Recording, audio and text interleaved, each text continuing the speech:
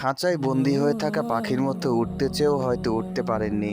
নিজ অপকর্মের অনুশোচনা বোধ করে করে খাচ্ছে বারবার।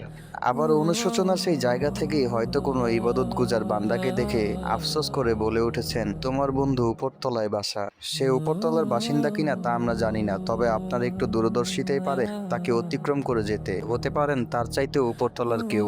খরাময় জীবন হয়ে উঠতে পারে এক পুষ্প ফোটা ফাগুন, গোবরে ফুটতে পারে এক বিশাল পদ্ম ফুল। খাঁচার সেই প্রাচীর ভেদ করে উড়ে যেতে পারেন চিরচেনা দিগন্তে। ডানা ঝাপটিয়ে আস্বাদন করতে পারেন মহান আল্লাহর অপার অনুগ্রহ।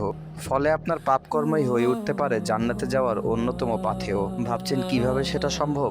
ইবনুল কাইয়্যিম আজ-জাওজি রাহিমাহুল্লাহ বলেন, ইন্নাল আবদা লা ইয়া'মালু যামবা ইয়াদখুলু বিহিল জান্নাতা ওয়া ইয়া'মালু হাসানাতা ইয়াদখুলু বিহান নার।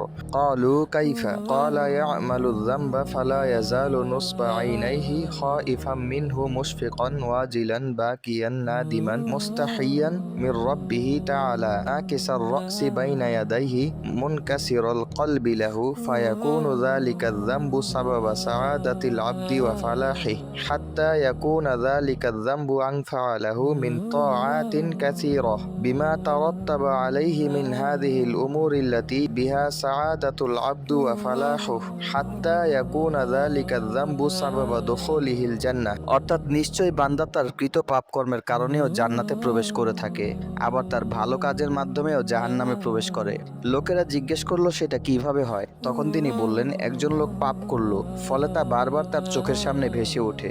ফলে সে ভীত হয়ে যায়, তটস্থ হয়, বারংবার কান্না করতে থাকে, তার রবের সামনে লজ্জিত থাকে, তার মাথা নিচু থাকে, তার হৃদয়টা চুরমার হয়ে যায়। ফলে বান্দার এই পাপ তার সৌভাগ্য ও সফলতার কারণ হয়ে দাঁড়ায়। এমনকি তা অনেক বেশি ইবাদত করার চাইতেও তার জন্য উপকারী হয়ে দাঁড়ায়। তথা এই গুনাহের মাধ্যমে তার মাঝে এমন সব গুণের বিকাশ ঘটে যা তার সৌভাগ্য ও সফলতার বড় কারণ হিসেবে দাঁড়ায়। ফলে এই কারণেই সে জান্নাতে প্রবেশ করে। যেমন ইফকের ঘটনায় আল্লাহ রাসূল সাল্লাল্লাহু আলাইহি ওয়াসাল্লাম মা আয়েশা রাদিয়াল্লাহু আনহাকে বলেছিলেন, ফাস্তাগফিরিল্লাহ ওয়া তুবি ইলাইহি ফা ইন্নাল আবদা ইযা আতারাফা বিযামবিহি সুম্মা তাবাল্লাহু আলাইহি। অর্থাৎ তুমি আল্লাহর নিকট ক্ষমা চাও ও তার নিকট তওবা করো। যখন বান্দা তার পাপের স্বীকৃতি প্রদান করে এবং আল্লাহর কাছে তওবা করে, তখন মহান আল্লাহ তার তওবা কবুল করেন। আব্দুল্লাহ ইবনে মাসউদ রাদিয়াল্লাহু আনহু থেকে বর্ণিত, তিনি বলেন, সামি'তু রাসূলুল্লাহি সাল্লাল্লাহু আলাইহি ওয়াসাল্লাম ইয়াকুল আন-নাদামু তাওবাহ। অর্থাৎ আমি আল্লাহর রাসূল সাল্লাল্লাহু আলাইহি ওয়াসাল্লামকে বলতে শুনেছি, তওবা হলো অনুশোচনা।